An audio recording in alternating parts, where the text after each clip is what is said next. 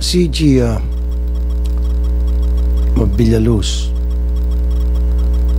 nung paghatid nyo sa kanya sa kondo, bakit pa kayo nagpa-selfie, sir? For situational report, sir. Situational report para kanino? Para sabihin mission accomplished? Para po sa team leader namin, sir. Sa report niya, sir. Ano naman ang naging reaction ni team leader nung pinadala yung selfie? Na yan, okay. Saan ka dito? Ikaw ata yung nasa left. Okay. Leftmost. Sige. Ano sabi ng team leader nung pinadala mong selfie? Hindi po ako yung nagpadala, sir. Sino padala? Kundi ang assistant team leader namin, sir. Siya po yung kumuha ng picture, sir. Nandiyan pala si assistant team leader. Ilan pala kayo naghatid? Tatlo po kami, Mr. Chair. Okay, team leader, ito yung sa taga-DOTR. Yung kasama po namin sa picture, Mr. Chair, is yung assistant team leader po namin. Okay, sino itong naka-uniforme ng DOTR, yung naka-black? Assistant team leader po namin si Sir Alvin Garcia. Andito pa si Sir Alvin Garcia. Sir Alvin, pwedeng umupo ka. And then let's put Sir Alvin Garcia under oath. Comsec, please.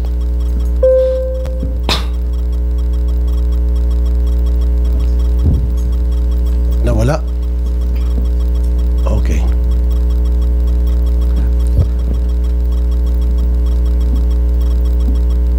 Excuse me, for those resource persons who just arrived, can you please stand and raise your right hand? Nag-oath na? Okay. Thank you po. Tapos na daw po nag-oath, sir. Okay. So, ikaw yung promotor sa pagpapaselfie dito kay De Vera. Ikaw yung nasa picture. Good morning po, Mr. Chair. Bali po kasi yung utos po sa amin ng team leader namin, pag-arrive po namin sa bahay po ni Mr. De Vera, kumuha daw po kami ng picture na safe po nakarating kami at wala po na disgrasya, sir. Ayun po yung utos ng aming team leader, sir. At sino po yung team leader nyo? Si Mr. Almete po. Ayan. Mr. Ray Almoite, sir. Okay, nagpapasapasahan kayo. At least dito na tayo sa pinakadulo na. Team leader. Okay. Bakit mo inutusan yung si De Vera at pagkatapos nagpa-selfie pa kayo? Sir, good morning po, Mr. Chair. Ang picture po na pinakuha ko sa kanila para po sa incident report po namin na i-send po sa Viber po ng group. Viber ng grupo? Yes. Bakit kinakailangan pa ipadala sa Viber ng grupo yung selfie? Kasi po meron po kaming incident report na sinesend po kung may nangyayari po na sa busway po na. So, in short, ito ay para ipakita doon sa Viber group ninyo na okay na yung lasing, okay na yung nag-violate ng traffic law natin, safe na siya, huwag kayong maglala. So parang ganun ang mensahe. Yes po, sir. Thank you. Hindi mo ba alam na pambabastos itong ginawa nyo, pagpapapicture, pambabastos sa taong bayan? Almost every day, meron kayong pinapara dyan. Tinitikita nyo. May mga video pa nga na yung mga nakamotor, nagipaghabulan kayo, nagipagpatentero kayo, inihila-hila nyo pa yung motor, dinidipahan nyo pa. Kulang na lang na itaya nyo yung buhay nyo para yung violator ay mahuli nyo lamang at matikitan. Nang gagalaiti kayo, nang gigigil kayo sa lahat ng mga dumadaan niya sa busway, which tama lang, trabaho niya yon. However, dito sa taong ito,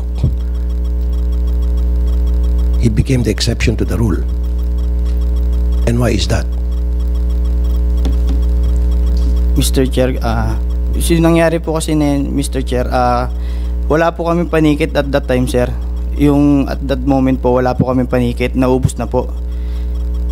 Tapos po, yung may panikit lang po is yung MMDA po. Pagdating po namin doon, ay po tikita ng MMDA dahil po di daw po sila authorized manikit na sa busway. Ngayon, kami na po nagsabi sa MMDA na sila na po magtikit. Kasi po yung ticket po namin, yung TO po namin, ubos na po at that time, sir. Bakit naubos? Ilan ang natikita nyo at that time? Mr. Chair, nirenyo ko po yung panikit ko bago po magbagyo. Inabutan po ng bagyo siya kaya hindi po siya na kuha agad po sa LTO po. Kailan naubos yung panikit? So ibig sabihin, nagjo-duty kayo doon na walang panikit? Bago po, kasi nagkaroon po ng suspension. No, di ba pag mag-duty kayo, dapat may panikit kayo. So useless pala yung pag-duty nyo doon na ang purpose ninyo manghuli and automatically manikit ng mga violators. So you were there without panikit. So useless yung presence ninyo doon. Nung time po, bago po yung bagyo, naubos na po siya, sir. Kaya hindi po agad na i-renew yung panikit ko kasi nabutan po ng kansila po ng pasok. Kanino kayo kumukuha ng panikit? Sa LTO po, sir. Okay. Ilang araw ba yung pagpo-process ng panikit?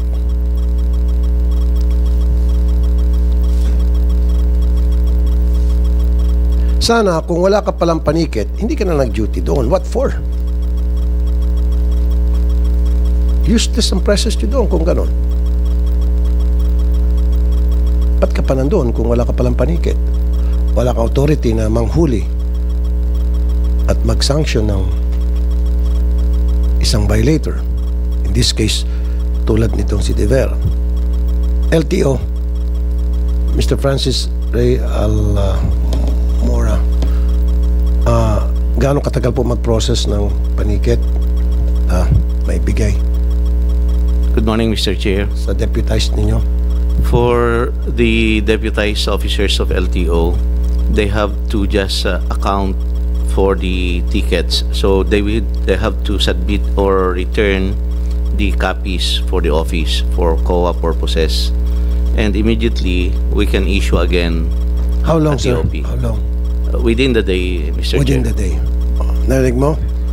Mr. Almoite, within the day. I believe meron kang panikit. Kaya lang yun ang ginagamit mong depensa.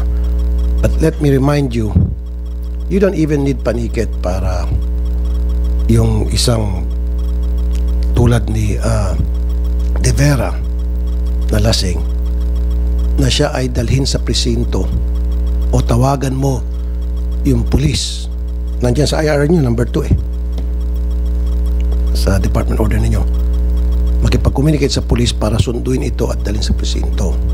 Because a crime has been committed. A law has been violated. Tama? Okay. Now, DOTR, Yusek Jesus Ferdinand Ortega, salamat sa iyo. Kita ko consistent palagi ang presence mo. I appreciate that.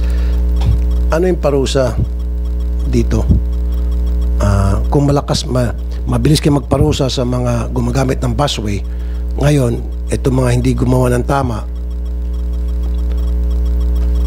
dahil sa Mr. busway, Chair, anong parusang? Mr. Chair, si ASEC Dr. Lim po ang ipapareport ko because he's the one handling the ASEC, incident po. Thank anong you. parusa dito sa kanila? Umpisa natin sa team leader. Mr. Chairman, our secretary wrote you a letter po. And based on the letter po sent by our secretary to your office po, since suspension po yung parusa po for them, Mr. Chairman. Okay, si Alvin Garcia, suspension for 3 months. Sino to si Alvin Garcia? Is he here? Okay. So, suspended ka for 3 months. Okay, yan yung parusa sa'yo. Okay. And then si Michael Real Moite, suspension for 3 months. Okay. Si ASN Hassan admonition, ibig sabihin, pinagsabihan lang, wag mo na ulitin yan. Why? Mr. Chair, based on the reports and the investigation that we got, sumunod lang po sila sa team leader po nila. Sinabihan sila ng team leader nila na mukhang nakainom, to ensure that safe po, no, yung mga road users.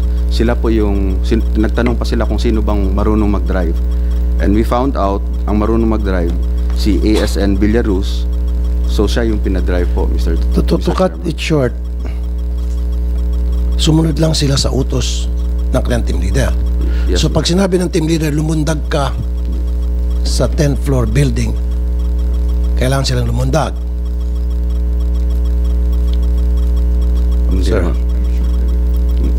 Hindi naman po, Mr. Chairman. Alam nila na bawal yun. The fact na alam nila na bawal yun, yung pinapagawa sa kanila, they could have just said no. I And think why did they not? that's the proper Say it. that's the proper thing to do, Mr. Chairman. So When I therefore, asked them- meron dapat silang parusa. when we asked them po, Mr. Chairman, yun po ang sagot talaga nila, that they honestly did not know po, because even yung iba po, they're not. Sir, Asek, alam nila na lasing kasi medyo nakainom, at alam nila hindi nila trabaho ang maghatid. It's not their job na ihatid ang isang lasing na driver sa kondo. That's not part of their job. That's a very clear violation of their duties and responsibilities as Coast Guard personnel manning the busway. So therefore, dapat may parusa. Kasi sir, sila yung mga naka-camouflage, di ba? Oh, sila yung mga nanguhuli. Sila yung dumidipa pa doon sa busway. Nagkikipagsigawan pa.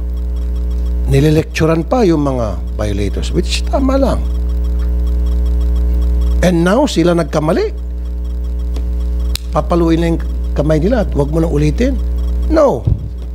Hindi tama ata yan. Your Honor, if I may. Yes, sir. Yes, sir. Basically, that's the investigation po, answers process that happened, and yun po yung report on the part of SAIC dito kay Secretary Bautista, no? So basically po yung sila ay sumunod lamang, and the order came from their head. That's why sila binigyan ng 3 months. But sila po ay kailangan naming i-retrain, because clearly when they reported, hindi talaga nila alam. But base po dito sa comments nyo, we could relook at the penalty regarding that po. Thank you, Yusek. Yung mga sinasabi ko, it's not for me and from me to say it na kailangan nila maparusahan. It's all about yung gusto ng taong bayan. Yun ang gusto ng taong bayan, yun yung sundin natin. Diba? Because we're all public servant. Gawin natin kung ano yung mandato sa atin, which is pagsilbihan yung publiko. Now, these 2 gentlemen here must be suspended as well para patas. Kasi kapag hindi nyo po ito sinuspinde, then samut-saring pag-iisip ang papasok sa isipan ng mga tao na meron kayong pinapaboran, na meron kayong mga sacred cow dito sa TOTR. So, Asek, paasahan ba namin? Yes, yes, Mr. Chairman. We will also relay this to our legal service and HR, so that we will do it properly po, yung pag ano po. Thank you. So, by next hearing, gusto namin ng committee dito na meron na naipataw na sanction. Itong admonition, insulto to sir. Kasi this is a big insult to everybody, to the Filipino people. Malaki insulto to. Para paluin lang yung kamay at wag ka nang umulit. So, I want them suspended.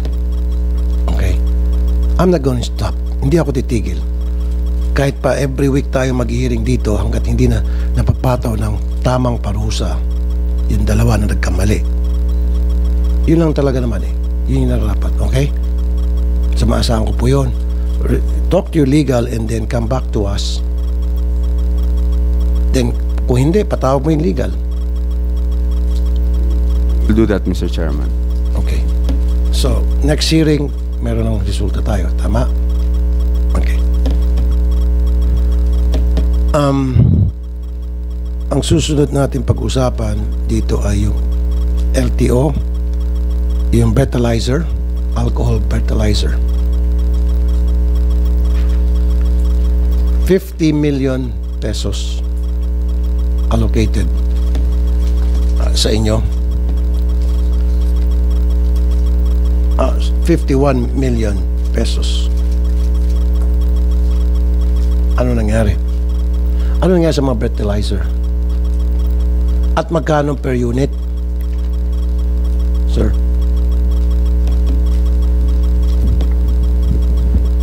Mr. Chair, from the record of LTO, we have procured 756 units of breathalyzers. How much is it each unit, sir? Unfortunately, I'm sorry, Mr. Chair, I was not able to get that data from our I can give you them out now. counting.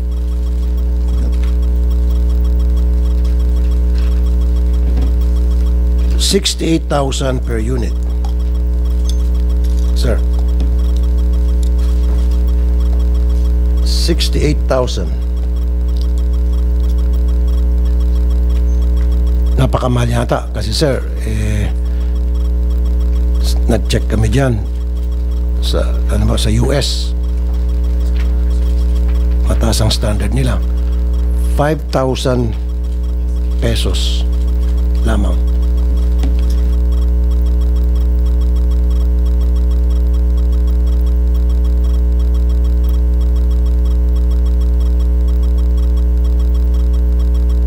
Sa US po, 5,000 to 14,000 ang isang breathalyzer.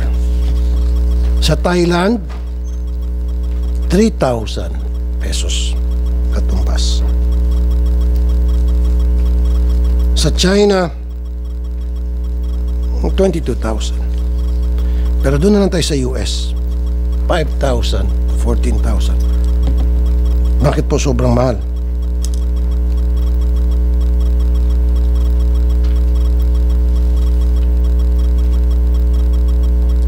Masyadong mahal po, sir. Mr. Chair, please allow us to seek the information from our procurement because we are just the end user, Mr. Chair. Okay.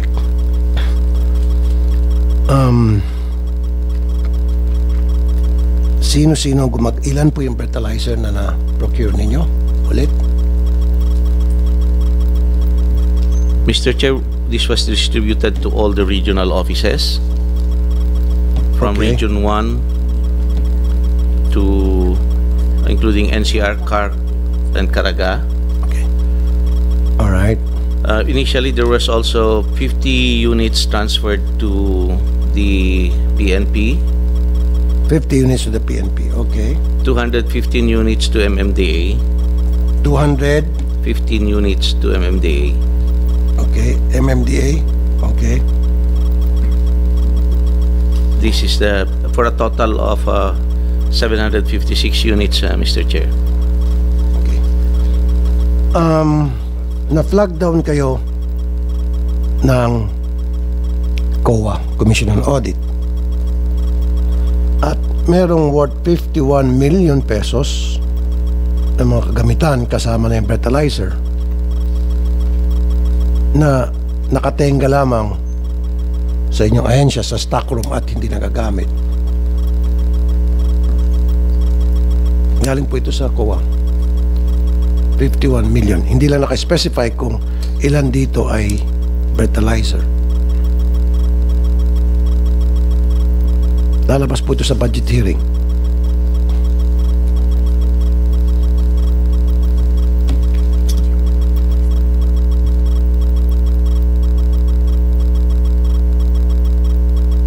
Attorney Artes. Yes, Your Honor. Since MMDA was mentioned, yes, we received some units of breath analyzers from LTO, but we returned them because it was not calibrated, Your Honor. Oh, okay. I remember at the time, then Chairman, the late Danilo Lim, tested the breath analyzer by asking one of his security to drink alcohol and try the breath analyzer. And it registered zero alcohol level. That's why we returned it, Your Honor. Oh, okay. So, ibig sabihin, yung breathalyzer na 68,000 pesos, ang halaga lang noon, wala pa sa piso dahil palpak. You returned it. That's what I recall, Your Honor. We returned all of it, Your Honor. That's All why the we don't- 215 units didn't work? Yes, all of the units. I don't recall, Your Honor, the exact number, but after the test conducted, then at the time it was, I think, even before pandemic, we returned all the units, Your Honor. that we Every received. single one of them? Yes, Your Honor. Okay. Tumatas na kami yung PNP. PNP, nabigyan kayo ng 50 breathalyzer na worth 68,000 bawat unit. Anong nangyari doon? Yes, sir. 2 to 3 years ago, sir, we also received that units, but we returned, sir, because Ito na it was naman. not calibrated. Lahat return to sender. Yes, sir. Cheese. Dahil hindi calibrated and it didn't work. Okay. LTO, sir. So kung hindi nag-work yung mga ipinasa nyo sa kanila, nakapareho lang naman doon sa, sabi nyo, ipinasa nyo sa iba't ibang mga district ninyo, regional office nyo. So, hindi nag-work. Anong ginawa nyo?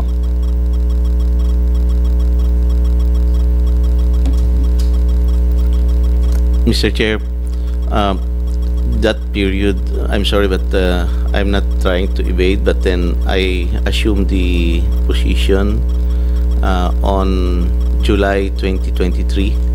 So I'm not, I think this, the distribution and the situation were not, when I was not in the law enforcement service, Mr. Chair. Okay. It May I- was... please allow us, me again, to go and to look into this. And who was the person in charge of procurement at that time? Comsec, patawag natin. Okay. Kung sino man yun. Anong pangalan? I will check, Mr. Chair, Check. to be sure. And then ipapatawag natin sa susunod na hearing. Yes, Mr. Chair. Gusto namin makita in terms of reference para malaman yung specification kung worth it ba yung 68,000. Pero ngayon pa lamang, husgan ko na. Hindi worth it dahil hindi na, pumapalya eh. It's not worth it because it doesn't work. It didn't work. 68,000 sa isang palpak. Bulok. Sira na fertilizer. Sinayang natin yung pera ng taong bayan. Magkano po yung total amount? Yung 756 times nyo nga, 756 times 68,000, 51 million. 51 million. Okay. So, therefore, yung pong fertilizer, not a single one ay napakinabangan. Mr. Chair, from Kasi the kung report, hindi na pakinabangan ng MMD, hindi na pakinabangan ng PNP, maging yung dinistribute sa mga tao nyo, hindi na pakinabangan yun, natenga lang yun. from the report of our regional offices, Mr. Chair, we have apprehensions under 10586. How can you apprehend someone It's under 10586. And the only way to determine that is one way is to determine is by the breathalyzer Yes, Mr. Chair. to confirm. The presumption, Mr. Chair, is some of the units, Maybe sobriety test, some of the units. the units that were distributed to the regional offices were used, so they were able to prosecute 1,496 cases all in all, Mr. Chair. This was So ang brought to- pinapalabas mo na nag-work ang ilang breathalyzer. Yes, Mr. Chair. What a very convenient excuse. Eh yung sa MMDA, 215 isinuli. Sa PNP, 50 isinuli. So, ibig sabihin, meron ilan-ilan doon na naiwan sa inyo ang hindi nasuli. Or baka ang ginawa nyo, namili kayo kung ano yung mga palpak, yun ang binigay nyo sa MMDA. Kung ano yung palpak, binigay nyo sa PNP. Natira sa inyo, hindi palpak. So, nung dumating yung breathalyzer, merong tumitingin sa inyo kung ano yung nag-work at anong hindi. Alam nyo na merong hindi nag-work. So, hindi nag-work, pinasa nyo sa ibang agency. But I don't believe you anyway. Well, meron kayo na-apprehend, thank you, pero hindi nagamit ang breathalyzer. Yun eh. So, ano nangyari doon sa mga breathalyzer na mga sinuli? I just got a confirmation, Mr. Chair. It was really returned to LTO. And Okay. Meron kayong resibo, MMDA and PNP na it was returned and meron kayong received copy? I'm pretty sure, Your Honor, we have documentation, Your Honor. I don't recall kung ni-receive ba namin siya officially tapos ibinalik or hindi na namin tinanggap dahil isinooli na, Your Honor. I'll check with our admin service, Your Honor. For sure, there's a documentation on that. Unless nga po na from the start hindi po namin officially tinanggap dahil kailangan po talaga i-calibrate yung mga breath analyzers, Your Honor. Ganon din kayo PNP, HPG? Yes, sir. We have our supply accountable officer who do the process of receiving and returning the mentioned ABA, sir. Okay. So, LTO, sir? I will check again, Mr. Chair, with the property of LTO as to the status of these units, Mr. Chair. Okay. So, meron ba kayong balak na mag-procure ulit? Yes, Mr. Chair. Meron ulit. Ang tapang naman ng apog. Sorry palpak na ngayong at the same yung pagkukunan nyo. Saan pa pala galing itong breathalyzer? Yung mga pumalpak na pinagsusuli ng MMD at saka ng PNP. I'm just aware Saan Mr. made ito? Made in which The country? procurement date is 2017, Mr. Chair. Opo. Saan po? Made in what country is it? I don't know the status now, Mr. Chair. Made in Iraq? Hindi. Iba pala to. Mr. Chair. Yusek Yeah, Ortega. if I may po, I'll be informing ASEC Bigor written to give a report accounting all the backgrounds needed with that 50 million na supposedly na procure. And then regarding dun sa na-mention ngayon that there's a plan, I will also ask for a report para makita po natin the status for us to do what's necessary regarding these findings, Your Honor. Yun nga po, Yusek Ortega, ayusin mo natin yung problemang kapalpakan doon sa unang procurement. Hindi pa nga natin naayos, wala pang nananagot doon sa kapalpakang ito. And yet, tayo ay magpo-procure or bibili ulit ng mga bago unit. Ilan po ang balak niyong bilhin sana, sir? At what amount? I'm just curious. The market study is ongoing, Mr. Chair, for inclusion.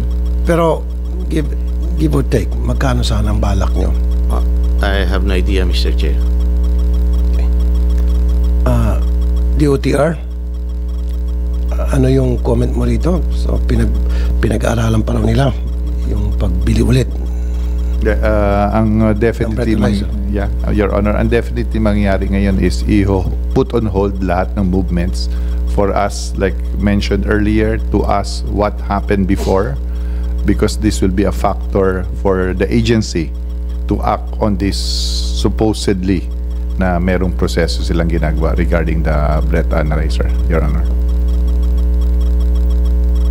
Di ba dapat kayo sa PNP and MMDA, especially PNP, kayo dapat ang lead agency sa pag-procure ng breathalyzer, kasama na yung body cam, kasi dapat kapag nanghuli kayo ng lasing, may body cam para ma-ensure na yung hinuhuli, yung ginagawa niyong panghuli ay sumusunod kayo sa protocol. Diba? HPG? PNP dapat? Bakit LTO? Actually, sir, the Highway Patrol Group, sir, has not procured breath analyzer due to the absence of appropriated budget specifically allocated for this purpose. MMDA? Wala rin po kaming procurement, Your Honor.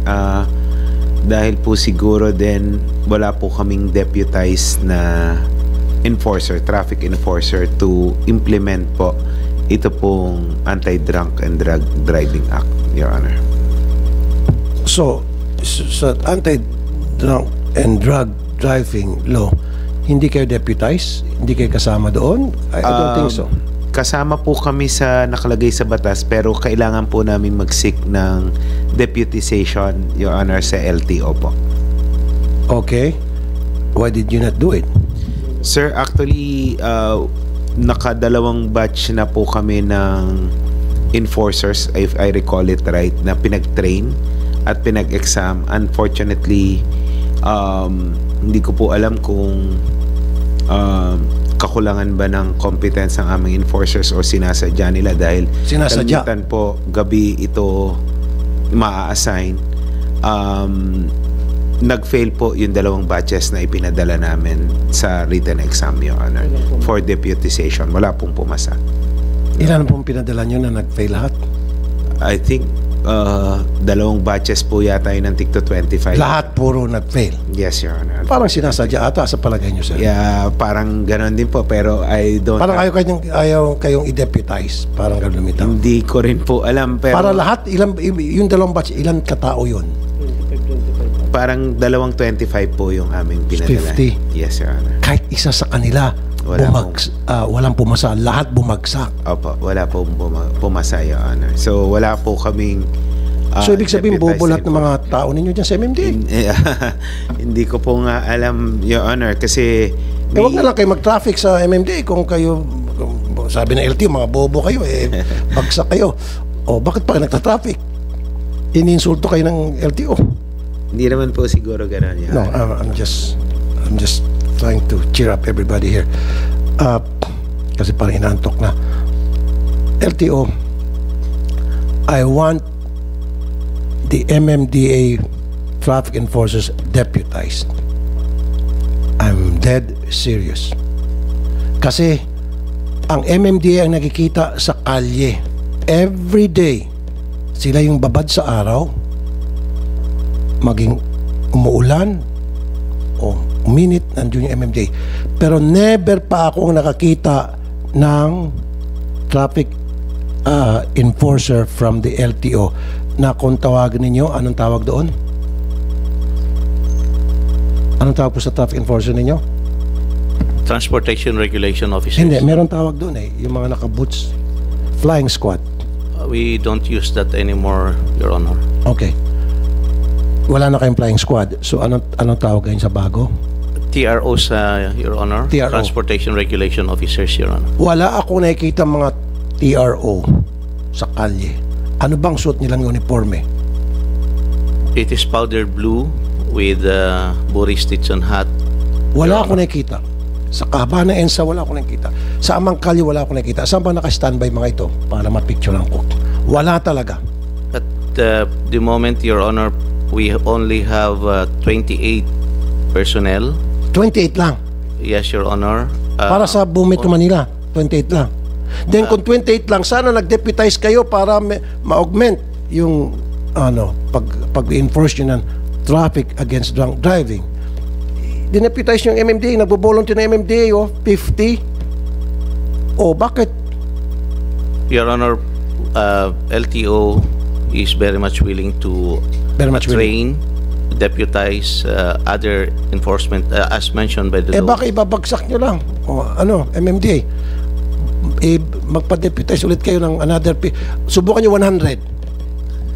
Yes, Kasi mali mo baka... Will do po. Will do. Hindi naman po siguro sadya ng LTO. Baka naman din po, pwede rin naman po yung sa aming side yung may kakulangan. So, Ibig sabihin bobo yung mga tao nyo? Inaamin hindi mo? naman po. Baka naman po rin sinasadya nila kasi Ayun, sinasadya. gabi po na-duty ito kalimitan Kasi po ang ADDA, normally ang violation po sa madaling araw. Baka Yes. at yung but we'll do, Your Honor. We'll send again. We'll coordinate with LTO. We have a very good relations naman po with LTO. Yeah. Kasi nga po LTO, sir, Francis Almora, sir. Sa record ng HPG, tumataas 90% yung drunk driving incident at mga aksidente. We have to do something. And it starts from the LTO. Yung pala pag-procure ng breathalyzer hanggang sa pag-deputize sa inyo lahat, and yet hindi kayo visible sa kalye. Dapat pala MMDA and PNP because they're the ones who are visible sa kalye. PNP nakikita ko pa patrol dyan. MMDA palagi. Pag sinabing traffic, bukang bibig, household name na yung MMDA. Pag sinabing traffic equals MMDA, walang LTO. LTO pag sinabing LTO, Pixel. Pumpasok sa isipan, totoo yan. Pixel para sa mga lisensya, sa mga plaka. Anyway, sir, I want them deputized. Sa 50, okay, wala akong pakialam doon sa pag-exam nila. Kung talagang bagsak sila, ibagsak. Pero naman, parang awa mo naman, sir. Huwag naman siguro lahat ibagsak niyong sadya yung ibagsak. Magbagsak lang kayo ng konti. Yung disimulado. Okay, sir? So Your Honor, so the MMDA, magpadala ulit kayo ng mga We'll do, Your Honor. We'll coordinate with the LTO, Your Honor. damihan mo na siguro. Yes, Your Honor. We'll do. I-anticipate mo na may mga babagsak doon. Yes, Your Honor. We'll do po. LTO, sir? we'll coordinate with the MMDA, Your Honor, so that we can immediately conduct the training for them. Okay.